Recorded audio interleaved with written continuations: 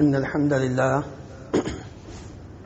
نحمده ونستعينه ونستغفره ونعوذ بالله من شرور أنفسنا ومن سيئات أعمالنا من يهده الله فلا مضل له ومن يضلل فلا هادي له وأشهد أن لا إله إلا الله وحده لا شريك له وأشهد أن محمدًا عبده ورسوله صلى الله تعالى عليه وعلى آله وأصحابه وبارك وسلم.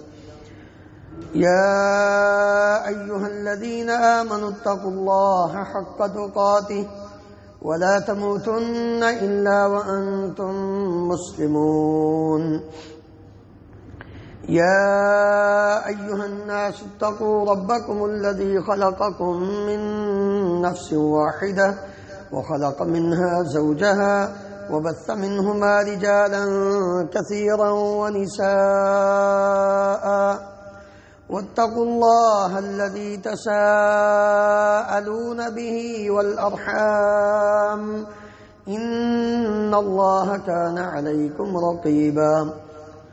يا أيها الذين آمنوا اتقوا الله وقولوا قولا سديدا يصلح لكم أعمالكم ويغفر لكم ذنوبكم ومن يطع الله ورسوله فقد فاز فوزا عظيما.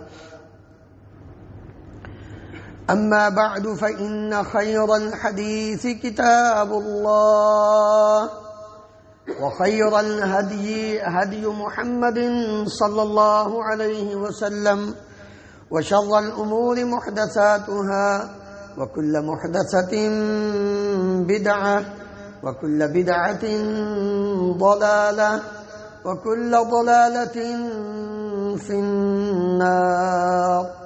رب اشرح لي صدري ويسر لي أمري واحلل عقدة من لساني يفقه قولي. اللهم انفعنا بما علمتنا وعلمنا ما ينفعنا وزدنا علما.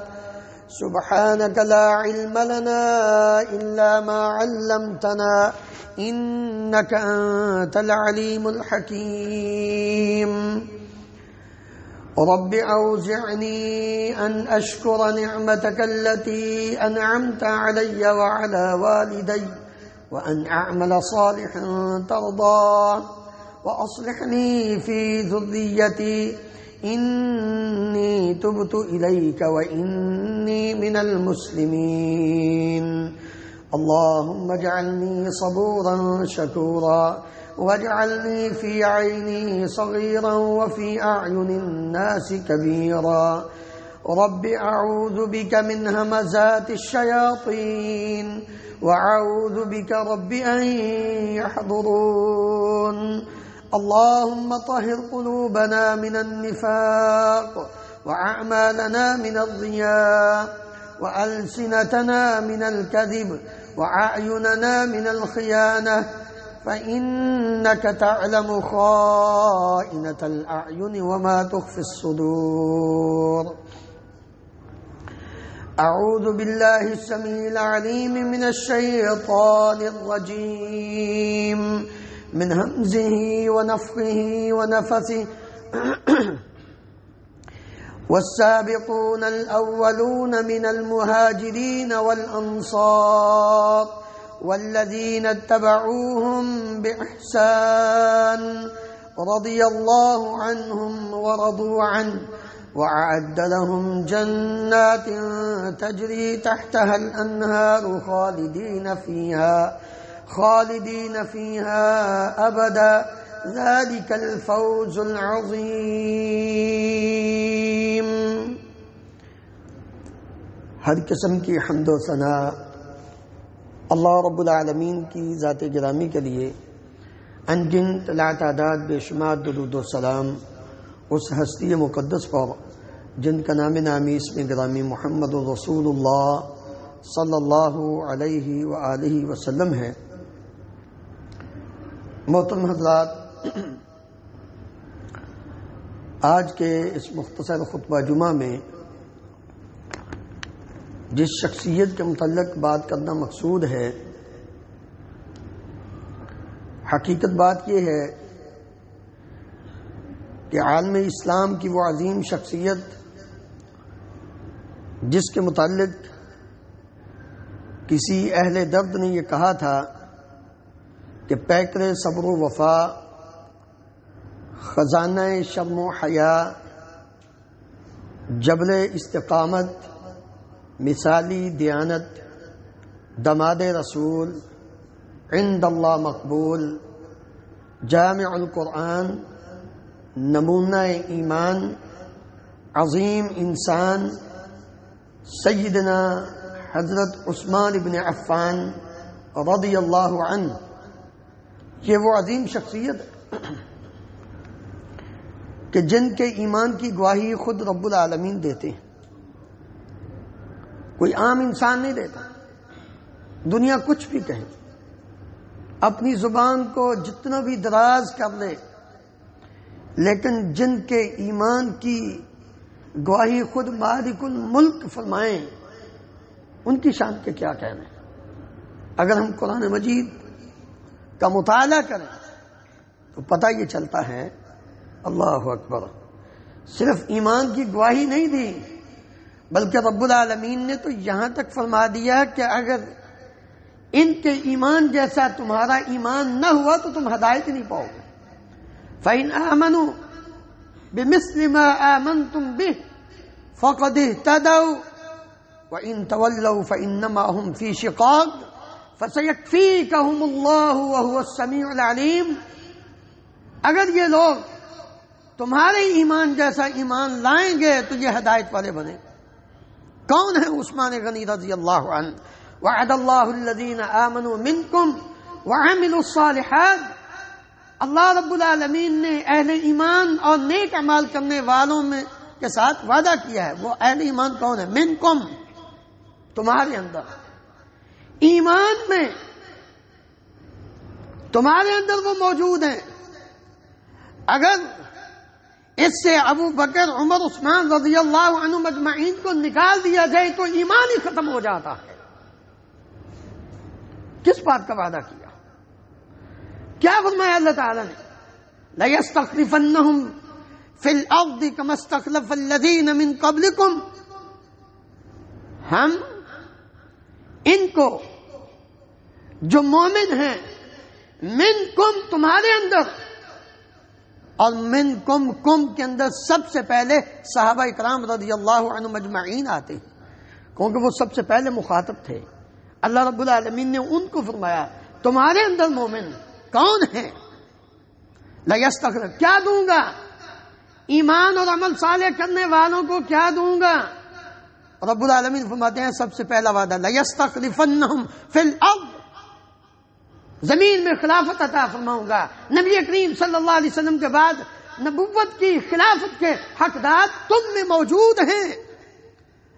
اگر اس خلافت سے ابو بکر کو نکال دیا جائے، عمر کو نکال دیا جائے، عثمان کو نکال دیا جائے، خلافت ختم ہو جاتی ہے اور ایمان ہی ختم ہو جاتا ہے۔ سب سے پہلے مومن، ابو بکر کو مومن ماننا پڑے گا رضی اللہ عنہ، عمر فاروق رضی اللہ عنہ کو مومن ماننا پڑے گا، عثمان غنی رضی اللہ عنہ کو مومن ماننا پڑے گا۔ پھر اس کے بعد جا کے چوتھا نمبر آتا ہے خلافت کا، علی المرتضیٰ رضی اللہ عنہ، لَيَسْتَخْلِفَنَّهُمْ فِي الْأَرْضِ كَمَا اسْتَخْلَفَ الَّذِينَ مِنْ قَبْلِهِمْ، ان سے پہلے لوگوں کو جیسے میں نے خلافت دی، امامت دی، سیادت دی، اسی طرح ان کو بھی دوں گا۔ وَلَيُمَكِّنَنَّ لَهُمْ دِينَهُمُ الَّذِي ارْتَضَىٰ لَهُمْ، دوسرا ان سے وعدہ یہ ہے کہ ان کے دین کو مضبوط کروں گا، ان کے دین کی چوکی داری ان کے ذمہ ہوگی، یہ دین پھیلے گا۔ هُوَ الَّذِي أَرْسَلَ رَسُولَهُ بِالْهُدَىٰ وَدِينِ الْحَقِّ لِيُظْهِرَهُ عَلَى الدِّينِ كُلِّهِ وَلَوْ كَرِهَ الْمُشْرِكُونَ، دنیا کا بدترین مشرک جتنا مرضی وہ اس بات کا زور لگا لے کہ دین نہ پھیلے، رب العالمین کا وعدہ ہے میں نے پوری دنیا پہ دین کو پھیلا کے چھوڑنا ہے۔ ہوا پھر وَلَيُبَدِّلَنَّهُم مِّن بَعْدِ خَوْفِهِمْ أَمْنًا، دو کام یہ کریں، تین وعدے میرے ہیں۔ سب سے پہلے خلافت ہے، دین کی تقویت ہے، اور خوف کو امن میں بدلوں گا۔ وہ دور آیا اسلامی ریاست اور خلافت میں کہ جب حضرموت سے صنعاء سے چل کر ایک عورت اکیلی مکہ مکرمہ تک پہنچتی ہے، اس کو اللہ کے سوا کسی کا ڈر نہیں تھا۔ ہم کہتے ہیں کہ اسلام دہشت گرد دین ہے۔ اسلام ہی تو اصل امن کا، شانتی کا، لوگوں کے جان اور مال کی حفاظت کا دین ہے۔ اگر اسلام امن کا دین نہیں، اسلام سلامتی کا دین نہیں، تو پھر دنیا میں کوئی دین امن اور سلامتی کا نہیں ہو سکتا، کیونکہ اسلام کا معنی ہے اسلام کی۔ اللہ اکبر۔ کون ہے عثمان غنی رضی اللہ عنہ جنہوں نے دین اسلام کی، خلافت کی، حدود کی پاسداری کی؟ التائبون الاولون من التائبون الحامدون السائحون الراكعون الساجدون الآمرون بالمعروف والناهون عن المنکر والحافظون لحدود اللہ۔ کون ہے یہ توبہ کرنے والے؟ کیسی توبہ؟ اللہ اکبر۔ کبھی عثمان غنی رضی اللہ عنہ کی زندگی کا مطالعہ کریں، رونگٹے کھڑے ہو جاتے۔ ہم نے اسلام کو کیا سمجھا؟ کون ہے عثمان غنی رضی اللہ عنہ؟ کتنی توبہ کرتے ہیں؟ اللہ اکبر۔ کہتے ہیں کہ جب یہ قبر کو یاد کرتے، جہنم کو یاد کر کے اتنا نہیں روتے تھے جتنا قبر کو یاد کر کے روتے، داڑھی مبارک بھیگ جاتی تھی۔ کون ہے عثمان؟ والسابقون الاولون من المہاجرین والانصار والذین اتبعوهم باحسان۔ یہ وہ عثمان ہے رضی اللہ عنہ جو سب سے پہلے اسلام قبول کرنے والوں میں شامل ہیں۔ ابن اسحاق، علامہ ابن اسحاق رحمہ اللہ فرماتے ہیں اول الناس اسلاما بعد ابی بکر وعلی وزید بن حارثہ، چوتھے نمبر پر ابوبکر صدیق رضی اللہ عنہ کی دعوت پر اسلام قبول کرنے والے یہ ہیں وہ عثمان غنی رضی اللہ عنہ۔ سب سے پہلے ابوبکر اسلام لائے، پھر علی لائے، پھر زید بن حارثہ لائے، اور چوتھے نمبر پر حضرت عثمان ابن عفان رضی اللہ عنہ مسلمان ہوتے ہیں۔ اللہ رب العالمین فرماتے ہیں والسابقون الاولون من المہاجرین والانصار، پہلے مہاجرین اور انصار میں سے جنہوں نے اسلام قبول کیا اور پھر ان کے نقش قدم پر چل کر جنہوں نے ان کی اتباع اور پیروی کی، اللہ رب العالمین کا وعدہ ہے رضی اللہ عنہم ورضوا عنہ، اللہ ان سب پہ راضی ہے، یہ اللہ پہ راضی ہے۔ وَأَعَدَّ لَهُمْ جَنَّاتٍ تَجْرِي تَحْتَهَا الْأَنْهَارُ، اللہ رب العالمین نے ان کے لیے وہ جنات تیار کی ہیں جن کے نیچے سے نہریں جاری ہیں، ہمیشہ رہیں گے۔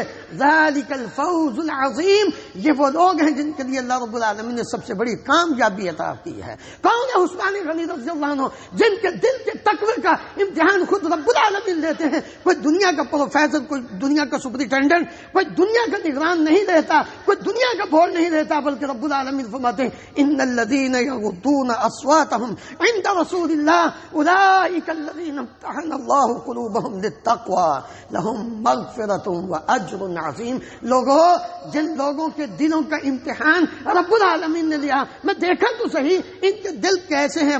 مالک الملک فرماتے ہیں یہ سارے کے سارے امتحان میں کامیاب ہیں۔ لهم مغفرۃ، ان کے لیے دنیا میں ہی میں نے بخشش کا سرٹیفکیٹ عطا کر دیا اور اجر عظیم کا سرٹیفکیٹ عطا کیا۔ آج ہم باتیں کرتے ہیں اس عثمان کے بارے میں، اللہ اکبر، جس نے اپنا سب کچھ لٹا دیا تھا اسلام کے لیے، اپنی جان تک قربان کر دی اسلام کے لیے۔ آج ہم اس کے بارے میں بات کرتے ہیں۔ کون ہے عثمان؟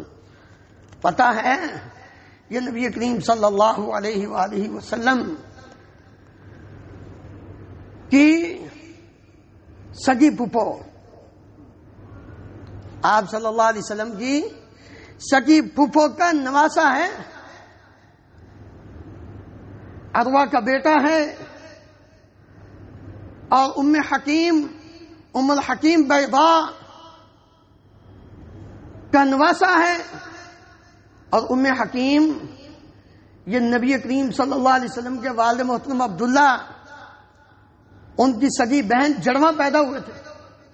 یہ عثمان ہے، یہ وہ عثمان ہے کہ جن کو وہ شرف حاصل ہوا جو دنیا میں کسی انسان کو حاصل نہیں ہوا۔ دنیا میں کوئی ایسا انسان پیدا نہیں ہوا جس کو یہ مقام حاصل ہوا جو عثمان کو حاصل ہوا۔ کیا ہے وہ؟ اللہ اکبر، کہ جس انسان کے نکاح میں کسی پیغمبر کی 2 بیٹیاں ہوں، آج تک دنیا روئے زمین پر کوئی ایسا انسان نہیں آیا کہ جس کے نکاح میں ایک پیغمبر کی بیٹی کا نکاح ہو، پھر وہ فوت ہو جائے اور اس کے بعد دوسری کا نکاح پیغمبر کر دے۔ یہ صرف شرف حاصل ہوا ہے تو عثمان غنی رضی اللہ عنہ، اسی لیے تو ذوالنورین کہا جاتا تھا۔ سیدہ رقیہ رضی اللہ عنہا سے نبی کریم صلی اللہ علیہ وسلم نے نکاح کیا، بیٹا پیدا ہوتا ہے، عبداللہ نام رکھتے ہیں، اسی وجہ سے کنیت ابو عبداللہ ہو گئی۔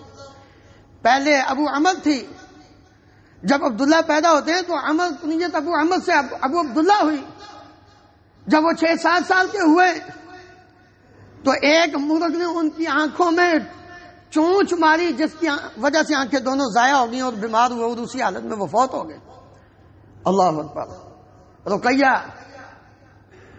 اللہ اکبر۔ غزوہ بدر کے موقع پہ کون سی بات کریں، یہ وہ عثمان ہیں، جنگ بدر میں شریک نہیں ہوتے، لیکن نبی کریم صلی اللہ علیہ وسلم نے فرمایا عثمان تم گھر میں رہو، تم بدری صحابی ہو۔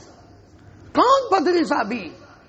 لعل اللہ اطلع علی اہل بدر، صحیح بخاری میں نبی کریم صلی اللہ علیہ وسلم نے فرمایا اللہ رب العالمین نے بدری صحابہ کو دیکھا اور فرمایا اعملوا ما شئتم قد غفرت لکم، اے میرے صحابہ، اے میرے نبی کے صحابہ، اے بدر میں شریک ہونے والوں، آج کے بعد تم کچھ بھی کرو میں نے تمہارے گناہ معاف کر دیے۔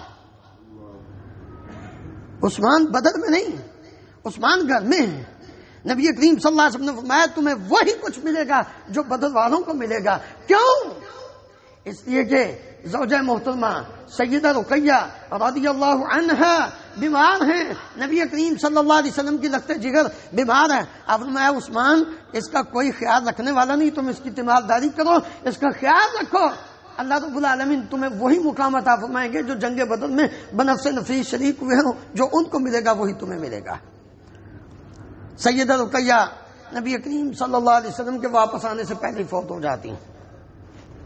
آپ صلی اللہ علیہ وسلم کو بھی بڑا صدمہ ہوا، ظاہر بات ہے بیٹی تھی۔ کچھ عرصے کے بعد نبی کریم صلی اللہ علیہ وسلم نے سن 3 ہجری کو، جنگ بدر سن 2 ہجری کو ہوتی ہے، سن 3 ہجری کو نبی کریم صلی اللہ علیہ وآلہ وسلم نے فرمایا عثمان آج میں اپنا نکاح، اپنی بیٹی ام کلثوم کا نکاح تمہارے ساتھ کرتا ہوں۔ ام کلثوم بھی کچھ عرصے کے بعد سن 9 ہجری کو، جس سال جنگ تبوک ہوتی ہے، ام کلثوم بھی فوت ہو جاتی ہے۔ نبی کریم صلی اللہ علیہ وسلم بڑے غم زدہ ہوئے، رنجیدہ ہوئے۔ آپ صلی اللہ علیہ وسلم نے فرمایا عثمان میری تیسری بیٹی بھی ہوتی میں تیرے ساتھ نکاح کر دیتا ہوں۔ اس وقت سیدہ فاطمہ رضی اللہ عنہا کا نکاح علی المرتضیٰ رضی اللہ عنہ سے ہو چکا تھا۔ یہ عثمان ہے، یہ مقام ہے۔ اور کون ہے عثمان پتہ ہے؟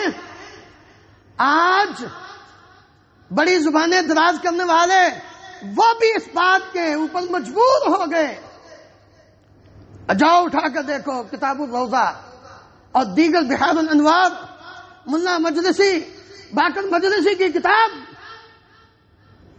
جو زبان درازی کرتے ہیں وہ بھی لکھتے ہیں کہ حضرت علی رضی اللہ عنہ کی شادی کی تیاری بھی عثمان غنی رضی اللہ عنہ نے کرائی تھی۔ نبی کریم صلی اللہ علیہ وسلم نے کیا فرمایا؟ علی جو تمہارے پاس زیرہ ہے نا جاؤ لے کر آؤ۔ وہ زیرہ لے کر آئے، فرمایا جاؤ جا کے بازار میں بیچ کر آؤ تاکہ میں تمہاری شادی کا تمہارے لیے کچھ چیزیں بنا دوں، تاکہ تم دونوں خاوند اور بیوی اپنے گھر میں سکون سے زندگی بسر کرو۔ عثمان غنی رضی اللہ عنہ جاتے ہیں، جا کر بازار میں زیرہ بیچنے لگتے ہیں۔ عثمان غنی، علی المرتضیٰ رضی اللہ عنہ جاتے ہیں، عثمان غنی رضی اللہ عنہ دیکھتے ہیں، کہتے ہیں علی کدھر آئے ہو؟ فرمایا یہ میں بیچنے کے لیے آیا ہوں۔ اچھا کتنے کی دینی ہے؟ 400 درہم کی، 450 درہم کی وہ زیرہ خریدی، پیسے دیے، جب دے دیے زیرہ اپنے قبضے میں کر دی۔ عثمان رضی اللہ عنہ فرماتے ہیں علی کیا اب تم 400 درہم کے حقدار اور میں زیرہ کا حقدار نہیں؟ کیوں نہیں؟ بالکل، اب آپ نے مجھے پیسے دیے، اب زیرہ آپ کی۔ اللہ اکبر۔ عثمان غنی رضی اللہ عنہ فرماتے ہیں علی یہ زرہ میری طرف سے تمہیں گفٹ ہے، 400 درہم بھی دیے، زرہ بھی واپس کی، اس کے ساتھ تم جنگوں میں شریک ہو گے، اپنا بچاؤ کرو گے۔ نبی کریم صلی اللہ علیہ وسلم کے سامنے پیسے بھی رکھتے ہیں، زرہ بھی رکھتے ہیں، یہ کیا بات ہے؟ علی رضی اللہ عنہ کہنے لگے یا رسول اللہ عثمان نے یہ سب کچھ کیا ہے، یہ کہا ہے۔ نبی صلی اللہ علیہ وسلم نے ان کے لیے دعا کی۔ یہ وہ مثالی جوڑا تھا عثمان بن عفان رضی اللہ عنہ اور سیدہ رقیہ کا، ام کلثوم کا، جن کی مثال دی جاتی تھی کہ دنیا میں اگر پیار اور محبت کا سب سے حسین اور خوبصورت جوڑا دیکھنا ہے تو عثمان اور رقیہ کو دیکھ لو۔ کون ہے عثمان؟ سب سے پہلے ہجرت کرنے والے حبشہ کی طرف، اور یہ پہلا جوڑا تھا، صرف اکیلے نہیں، پہلا جوڑا تھا جس نے ہجرت کی حبشہ کی طرف، پھر دوسرے مسلمانوں نے کی، پھر حضرت عثمان غنی رضی اللہ عنہ نے مدینہ کی طرف ہجرت کی۔ 2 ہجرتوں کا شرف حاصل کرنے والے، جانتے ہو ہجرت کا کتنا اجر و ثواب ہے؟ نبی صلی اللہ علیہ وسلم نے فرمایا وَإِنَّ الْهِجْرَةَ تَهْدِمُ مَا كَانَ قَبْلَهَا، ہجرت سے پہلے زندگی کے سارے صغیرہ کبیرہ گناہ جو ہوئے ہوتے ہیں ہجرت کی وجہ سے اللہ معاف کر دیتا ہے۔ کون عثمان؟ اللہ اکبر۔ خود فرماتے ہیں 34 سال کی عمر میں اسلام قبول کیا۔ کہتے ہیں اما بعد لوگوں فإن اللہ بعث محمدا بالحق، اللہ رب العالمین نے محمد صلی اللہ علیہ وسلم کو حق کے ساتھ مبعوث فرمایا۔ فکنت ممن استجاب للہ ولرسولہ، میں وہ ہوں جس نے اللہ اور اس کے رسول کی دعوت کو قبول کیا، وآمنت بما بعث بہ، اور اس پر ایمان لایا جس کو جو اللہ تعالیٰ نے آپ کو دے کر بھیجا، وہاجرت الہجرتین، میں نے 2 ہجرتیں کی ہیں۔ کون عثمان؟ خود کہتے ہیں میں نے کبھی زمانہ جاہلیت میں چوری نہیں کی، میں نے کبھی زمانہ جاہلیت میں چوری نہیں کی۔ اگلی بات سنیں، میں نے کبھی زمانہ جاہلیت میں بھی، اسلام لانے کے بعد تو بڑی دور کی بات ہے نا، میں نے کبھی زمانہ جاہلیت میں زنا نہیں کیا۔ آج بدبخت مسلمانوں کی عزتیں لوٹنے والے ایسے خبیث النفس انسان، نہ ماں نہ بیٹی نہ بہن کی عزت محفوظ، اور بکواس کریں حضرت عثمان غنی رضی اللہ عنہ کے بارے میں۔ کہتے ہیں میں نے نہ اسلام میں کبھی چوری کی نہ زنا کیا، حتیٰ کہ میں نے کبھی گانا نہیں سنا۔ یہ وہ عثمان ہیں۔ کون عثمان جو کہتے ہیں کہ جب سے میں نے نبی کریم صلی اللہ علیہ وسلم کے ہاتھ پہ ہاتھ رکھ کے میں نے اسلام قبول کیا، اس وقت سے لے کر میں نے کبھی آج تک اپنی ساری زندگی دائیں ہاتھ سے اپنی شرمگاہ کو چھوا تک نہیں۔ حیا آتی مجھے، شرم آتی ہے مجھے کہ جس ہاتھ کو پیارے نبی صلی اللہ علیہ وسلم کا ہاتھ لگا ہو، ٹچ کیا ہو، وہ ہاتھ میری شرمگاہ کو لگے۔ کون ہیں؟ عثمان غنی رضی اللہ عنہ۔ اللہ اکبر۔ نبی کریم صلی اللہ علیہ وسلم کے یہ جلیل القدر صحابی سن 6 ہجری کو نبی صلی اللہ علیہ وسلم عمرہ کے لیے جاتے ہیں۔ بات سنیں غور سے، یہ بھی اعزاز کسی اور کو حاصل نہیں ہوا جو حضرت عثمان کو حاصل ہوتا ہے۔ سن 6 ہجری کو نبی صلی اللہ علیہ وسلم عمرہ کے لیے جاتے ہیں، حدیبیہ کے مقام پر پہنچتے ہیں۔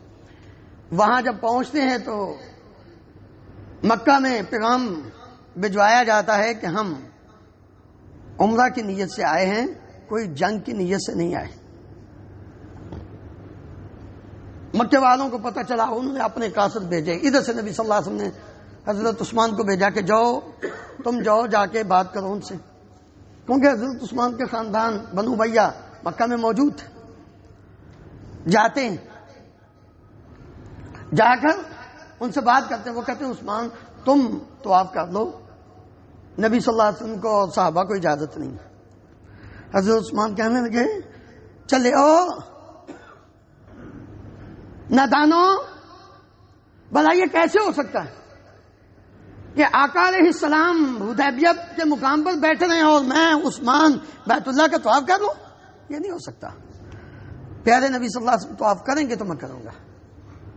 یہ تھی وفا، جب آپ صلی اللہ علیہ وسلم سے نسبت جوڑی ہے پھر ساری زندگی توڑی نہیں، ڈگمگائے نہیں۔ آج کانٹا چپ جائے ہم اپنے ایمان بیچ دیتے ہیں، عثمان کو اتنی بڑی آفت، تو آپ کر لو، عمرہ کر لو. کہا نہیں، یہ نہیں ہو سکتا. ادھر شیطان نے افواہ پھیلا دی، عثمان کو مکہ میں شہید کر دیا گیا ہے. اللہ اکبر. وہ پیغمبر جو رحمت للعالمین پیغمبر ہے، جو انسانوں کے لیے نہیں بلکہ جانوروں کے لیے بھی رحمت ہے، جو مسلمانوں کے لیے نہیں بلکہ کافروں کے لیے بھی رحمت ہے، وہ پیغمبر جب یہ بات سنتے ہیں، جلال میں آتے ہیں، فرماتے ہیں ہم اس وقت تک واپس نہیں پلٹیں گے جب تک عثمان کے خون کا بدلہ نہیں دے دیتے. مسلمانوں کو مخاطب کیا، بھائی تمہارا کیا خیال ہے؟ اللہ اکبر. وہ تو آپ کے اشاروں پہ جان قربان کرنے والے تھے. نبی کریم صلی اللہ علیہ وسلم نے فرمایا آؤ پھر عثمان کے خون پر بیعت کرو کہ ہم یہاں سے اس وقت تک واپس نہیں جائیں گے جب تک عثمان کے خون کا بدلہ نہیں لے لیتے. سب نے بیعت کی. نبی صلی اللہ علیہ وسلم کے دست مبارک پر ہاتھ پر سب نے ہاتھ رکھا، یا رسول اللہ ہم آپ کے ساتھ بیعت کرتے ہیں کہ ہم عثمان کے خون کا بدلہ لیں گے. جب 313 صلح حدیبیہ کے موقع پر 1400 صحابہ جب نبی کریم صلی اللہ علیہ وآلہ وسلم کے ہاتھ پر ہاتھ رکھ کر بیعت کر چکے، اس وقت آپ صلی اللہ علیہ وسلم نے فرمایا کوئی اور باقی رہ گیا؟ نہیں جی، سب نے بیعت کر دی ہے. آپ صلی اللہ علیہ وسلم نے فرمایا دیکھو غور کرو. اپنا دائیں ہاتھ بلند کیا نبی صلی اللہ علیہ وسلم نے اور فرمایا یہ میرا ہاتھ ہے بایاں، یہ دایاں ہاتھ میرا نہیں. آپ صلی اللہ علیہ وسلم نے فرمایا ہاتھی ید عثمان، یہ عثمان کا ہاتھ ہے، آج کے محمد کا ہاتھ نہیں، یہ عثمان کا ہاتھ ہے. فضرب بها على يده وقال هذه لعثمان. اور اپنے دائیں ہاتھ کو اپنے بائیں ہاتھ پر رکھنے کے بعد فرمایا یہ عثمان کی طرف سے بیعت ہے، یہ میری نہیں بیعت، یہ عثمان کی طرف سے بیعت ہے. یہ ہاتھ عثمان کا، یہ ہاتھ میرا. ادھر سے رب العالمین کی طرف سے اعلان آ جاتا ہے لقد رضی اللہ عن المؤمنین اذ یبایعونک تحت الشجرہ. جن لوگوں نے درخت کے نیچے بیٹھ کر آپ سے بیعت کی ہے، اللہ رب العالمین ان سب پہ راضی ہو گیا. کیا بات کرتے ہو؟ عثمان جی بدبخت، یہ کو آج کے نہیں اس وقت بھی تھے. ایک آیا مصری آیا، بیوقوف انسان، جاہل پرلے درجے کا. اللہ اکبر. صحیح بخاری میں روایت ہے، ذرا پڑھیے. ایک آدمی عبداللہ ابن عمر رضی اللہ عنہما کے پاس آتا ہے، آ کر کہتا ہے حج کیا اور پوچھا یہ کون بزرگ بیٹھے ہوئے ہیں؟ کہا یہ عبداللہ ابن عمر ہیں رضی اللہ عنہ. کہا اچھا مجھے پھر ان سے کوئی بات کرنی ہے. جی بات کریں، کیا کہنا چاہتے ہو؟ کہتے ہیں کہاں سے آئے ہو؟ کہتے ہیں مصر سے آیا ہوں. کہنے لگے کیا کہتے ہو؟ کہتے ہیں کیا عثمان جنگ بدر سے پیچھے نہیں رہے تھے؟ ہاں بالکل رہے تھے. کیا عثمان غزوہ احد سے فرار نہیں ہوئے تھے؟ ہاں ہوئے تھے. کیا عثمان حدیبیہ کے مقام پر غیر حاضر نہیں تھے؟ جی تھے. پھر عثمان کا مقام اتنا کیوں بیان کیا جاتا ہے جو بدر بھی نہیں تھے، غزوہ احد سے فرار ہوئے؟ یہ فرار ہونا جنگ سے بہت بڑا گناہ. عبداللہ ابن عمر رضی اللہ عنہما فرماتے ہیں میں تجھے بتاؤں بدبختہ، تجھے بتاؤں. تم کہتے ہو جنگ بدر سے فرار ہوئے تھے، جنگ بدر سے پیچھے رہے تھے.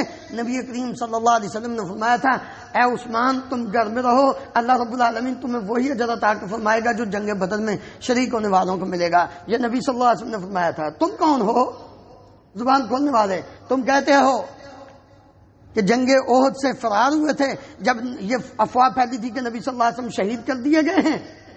تو حضرت عثمان نے کہا اب یہاں رہنے کا فائدہ کیا، چلو واپس چلتے ہیں. ابھی واپس پلٹے ہی نہیں تھے، قدم اٹھائے ہی نہیں تھا تو صحابہ نے کہا عثمان کدھر جا رہے ہو؟ جہاں نبی صلی اللہ علیہ وسلم دنیا سے چلے گئے اب دنیا میں رہنے کا کیا فائدہ، چلو ہم بھی شہید ہو رہے ہیں. واپس پلٹے. اور اللہ رب العالمین نے احد والوں کے بارے میں جو سچے مسلمان تھے یہ اعلان کر دیا وَلَقَدْ عَفَا اللَّهُ عَنْهُمْ، اللہ نے ان سب کو معاف کر دیا. اور بیوقوف انسان، اللہ تعالیٰ نے تو سب کی معافی کا اعلان کر دیا، عثمان ان میں شامل تھے، اللہ نے معاف کر دیا. آگے بات کہنے لگے حدیبیہ کے موقع پر نہیں تھے، کہنے لگے وہ نبی صلی اللہ علیہ وسلم نے ان کو سفیر اسلام بنا کر بھیجا تھا. تم اپنی زبان، اگر تم مہمان نہ ہوتے میں تجھے لٹا کر یہاں کوڑے مارتا. تم نے عثمان کے بارے میں بدبختی بدزبانی کی ہے.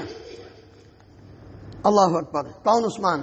ہدایت پر ہوں گے. مرہ بن کعب رضی اللہ عنہ بیان کرتے ہیں سمعت رسول اللہ صلی اللہ علیہ وسلم وذكر الفتن فقربها فمر رجل مقنع في ثوب فقال هذا يومئذ على الهدى. نبی صلی اللہ علیہ وسلم نے فتنوں کا ذکر کیا اور مرہ بن کعب کہتے ہیں ابھی اتنی بات کر ہی رہے تھے تو آپ صلی اللہ علیہ وسلم کے پاس سے ایک آدمی جس نے اپنا چہرہ ڈھانپا ہوا تھا تو پاس سے گزرا. آپ صلی اللہ علیہ وسلم نے فرمایا یہ بندہ جو جا رہا ہے یوم الدین علی الہدی، جب فتنے ہوں گے نا اس وقت ہدایت پر ہوگا. ہدایت یافتہ کون کہہ رہا ہے؟ اللہ کے نبی صلی اللہ علیہ وسلم فرماتے ہیں فقمت الیہ فاذا هو عثمان بن عفان. میں اس کے پاس گیا، دیکھا تو وہ تو عثمان بن عفان تھے رضی اللہ عنہ. قال فاقبلت علیہ بوجهه فقلت هذا. میں نبی صلی اللہ علیہ وسلم کی طرف مخاطب ہو گئے، آپ کی طرف منہ کر کے پوچھا یا رسول اللہ یہ؟ قال نعم. آپ فرمایا ہاں ہاں یہی بندہ اس دن ہدایت پر ہوگا جب فتنے ہوں گے. اللہ اکبر. نبی صلی اللہ علیہ وسلم 9 ہجری کو غزوہ جو تبوک ہے اس کے لیے اعلان کرتے ہیں بھائی بہت مشکل وقت ہے، گرمی کا موسم ہے. اللہ اکبر. عثمان بن عفان رضی اللہ عنہ نے بمائے ساز عثمان کئی 100 اونٹ نبی صلی اللہ علیہ وسلم کی خدمت پہ پیش کر دیے اور ایک تھیلی بھر کر لائے اشرفیوں کی. آپ سب اپنی گود میں ڈال کر ان کو الٹ پلٹ کرتے ہیں اور خوش ہو کر کہتے ہیں ما ضر عثمان ما عمل بعد اليوم. آج کے بعد عثمان جو بھی عمل کرے اللہ اس کو کوئی نقصان نہیں پہنچائے گا. کیسی بات. اللہ اکبر. جنت کی بشارت کئی مرتبہ عثمان غنی رضی اللہ عنہ کو نبی کریم صلی اللہ علیہ وآلہ وسلم دے چکے ہیں. کئی مرتبہ جنت کی بشارت نبی کریم صلی اللہ علیہ وسلم دے چکے ہیں. اور آخری بات نبی کریم صلی اللہ علیہ وآلہ وسلم کی مسجد کی توسیع جگہ خرید کے وقف حضرت عثمان نے کی، اس کے اوپر پیسہ خرچ کیا.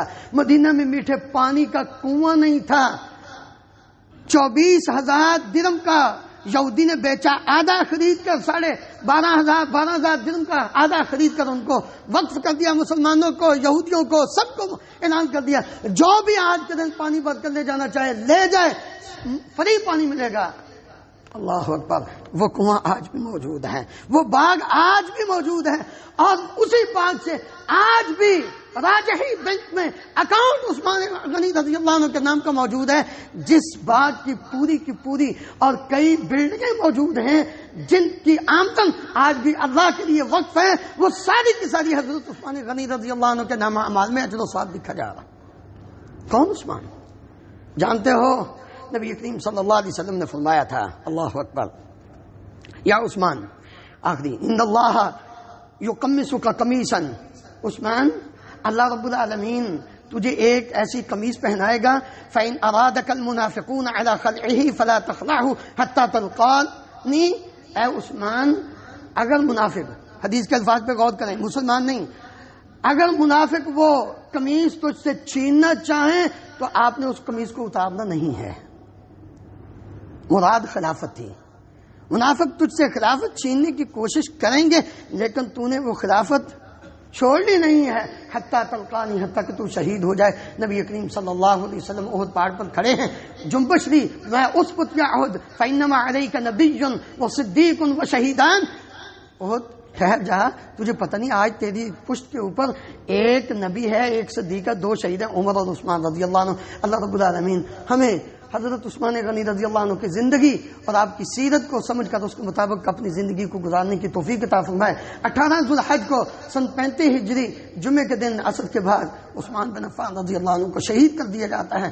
یہی منافق، یہی بدبخت عبداللہ بن سبا کی اولاد، انہوں نے حضرت عثمان غنی رضی اللہ عنہ پر حملہ کر کے ان کو شہید کیا. اللہ تعالیٰ ان کی شہادت کو قبول فرمائے اور اللہ تعالیٰ ہمیں بھی ان کے نقش قدم پر چل کر زندگی بسر کرنے کی توفیق عطا فرمائے.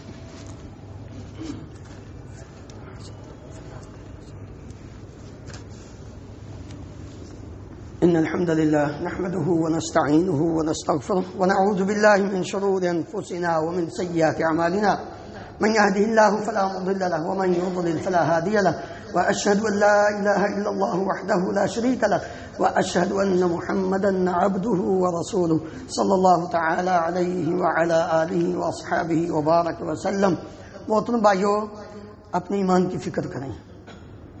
بہت سارے لوگ نادانی میں ان لوگوں کے ساتھ شریک ہو جاتے ہیں جو حضرات صحابہ اکرام رضی اللہ عنہم اجمعین کے متعلق بد زبانی کرتے ہیں۔ یاد رکھنا، اس شخص کا جنازہ نہیں ہے، اس شخص کا جنازہ نہیں ہے جو شخص حضرت عثمان غنی رضی اللہ عنہ کے متعلق دل میں بغض رکھتا ہے۔ میں اپنی بات نہیں کر رہا۔ جامع ترمذی میں حدیث ہے 3709 3709 نمبر حدیث، ذرا جا کے پڑھ کر دیکھیے۔ جابر رضی اللہ عنہ بیان کرتے ہیں نبی کریم صلی اللہ علیہ وسلم کے سامنے ایک جنازہ لایا گیا۔ آپ صلی اللہ علیہ وسلم سے کہا گیا جنازہ پڑھائیں، آپ نے انکار کر دیا۔ میں نہیں اس کا جنازہ پڑھاؤں گا، میں نہیں اس کا جنازہ پڑھاؤں گا۔ کیوں؟ وجہ کیا ہے؟ صحابہ نے عرض کیا ما رأیناک ترکت الصلاۃ علی احد قبل ھذا، اللہ کے نبی صلی اللہ علیہ وسلم، ہم نے آج تک آپ کو نہیں دیکھا کہ آپ نے کسی کی نماز جنازہ پڑھانے سے انکار کیا ہو، آپ نے چھوڑا ہو۔ آپ صلی اللہ علیہ وسلم کے الفاظ قال انہ کان یبغض عثمان فابغضہ اللہ، یہ بدبخت وہ انسان ہے جو عثمان بن عفان رضی اللہ عنہ سے بغض رکھتا تھا، اللہ رب العالمین بھی اس سے بغض رکھتا ہے، لہذا میں نہیں اس کا جنازہ پڑھوں گا۔ اس لیے ایمان سب سے قیمتی چیز ہے، اور جو حضرت عثمان غنی رضی اللہ عنہ کی زندگی کے متعلق اپنی زبان سے ایک کلمہ بھی نکالتا ہے بد زبانی کا، وہ ایمان اس کا ختم ہو جاتا ہے، ایمان ہی نہیں رہتا۔ جب نبی کریم صلی اللہ علیہ وسلم یہ فرما رہے ہیں اس سے اللہ بغض کرتا ہے، جس سے اللہ بغض کرے وہ مومن کیسا؟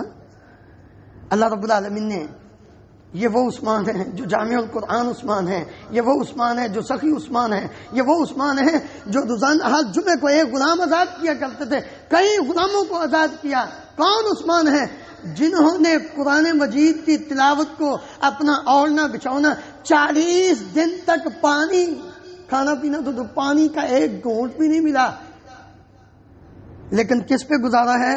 اللہ کی کتاب قرآن مجید پر، اور قرآن مجید پڑھتے ہوئے اس دنیا سے شہید ہوتے ہیں۔ فَإِنْ آمَنُوا بِمِثْلِ مَا آمَنْتُم بِهِ فَقَدِ اهْتَدَوْا وَإِنْ تَوَلَّوْا فَإِنَّمَا هُمْ فِي شِقَاقٍ فَسَيَكْفِيكَهُمُ اللَّهُ وَهُوَ السَّمِيعُ الْعَلِيمُ۔ یہ آیت کی تلاوت ہو رہی ہے اور خون کا فوارہ بھی اسی آیت کے اوپر ہی گرتا ہے۔ فَسَيَكْفِيكَهُمُ اللَّهُ، سبحان اللہ، اللہ رب العالمین ان بدبختوں سے کافی ہو جائے گا جنہوں نے آج عثمان کو شہید کیا ہے۔